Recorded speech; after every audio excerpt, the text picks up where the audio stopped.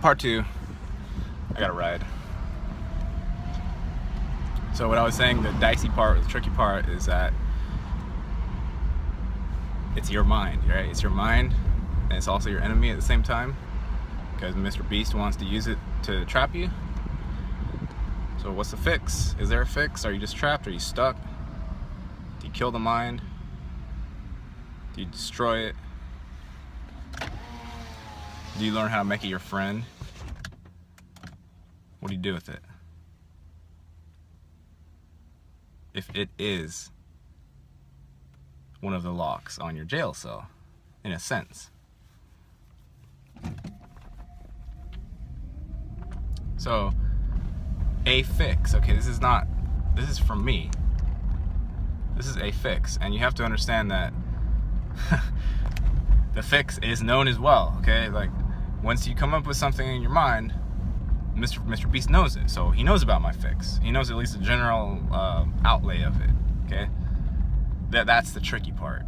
Once you come up with, like, okay, here's this, and this are happening, and I need to, figure this out somehow, so I'm gonna do this, and this as a reaction to what's happened to me, and now Mr. Beast knows, okay, now he's gonna do, these are his options, and he's gonna do one of those, 2 things or 3 things, and therefore I have my trap line set up underneath every single one of them.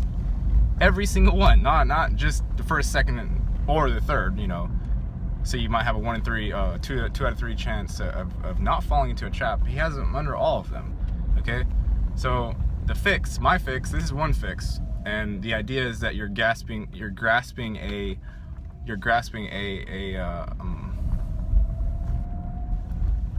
there's no word for it, okay? You're grasping a way, and the way is, okay, you're always, throughout your day, mentally, okay, you're getting cues, you're getting ideas, you're getting choices coming to you somehow in the form of, do I turn left or right? Do I go faster or slower? And then there's the choices that, of the social life, where do I go to school? What job do I get? Those are kind of irrelevant now, but same sort of thing. Those are super easy, obvious choices. And he's like, these don't, like, that isn't even, I already know all that. He's like, don't bother him with that kind of thing. But so the choices are popping up all the time. They're popping up. You're choosing them or you're not choosing them, because you have to react. That's the thing, okay? When you speak words mentally or audibly and somebody hears you, and the same thing vice versa, okay, the entity that's hearing that or reading that must respond somehow, even if non-response is one of the options. That's still a response because it was heard, okay? You can't ignore it. It's impossible.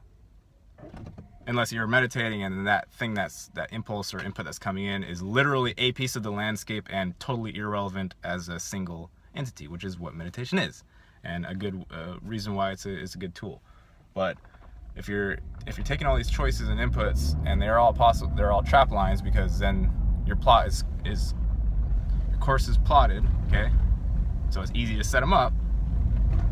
The way I do it, so to speak, is the possible choice lines that I see, and I don't sit there and make a whole bunch more because that makes it easier, but the ones that come up as like obvious choices, those act as like set points that you can do this with. You can, as if you're a fish or something, you're using them as like a those football guys, they weave in and out of the cones. You're using the set point choice possibilities as cones for your basically dancing around them. You're hopping over them, you dance, you see one, you like spook off to the left, you see another one, you just run over right through it, like kick it over, and